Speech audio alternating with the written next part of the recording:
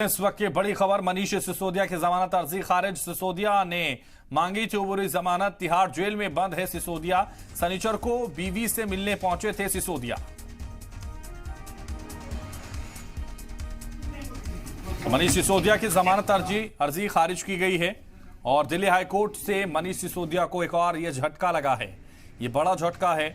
मनीष सिसोदिया को एक बार फिर से लगा। शनिचर को बीवी से मिलने पहुंचे थे सिसोदिया और अब उनकी अर्जी खारिज कर दी गई। मनीष सिसोदिया की जमानत अर्जी एक बार फिर से खारिज। तो मनीष सिसोदिया को एक और झटका लगा है और इस झटके के तौर पर आपको बता दें कि मनीष सिसोदिया की जमानत अर्जी खारिज कर दी गई है। सिसोदिया ने मांगी थी उबूरी जमानत। तिहाड़ जेल में बंद है सिसोदिया। शनिचर को बीवी से मिलने पहुंचे थे सिसोदिया और आज फिर एक बड़ा झटका मनीष सिसोदिया को लगा। जमानत अर्जी खारिज हाईकोर्ट से हो गई है। एक बार फिर से जमानत अर्जी खारिज कर दी गई है। सिसोदिया ने उबूरी जमानत मांगी थी और लगातार जिस तरह से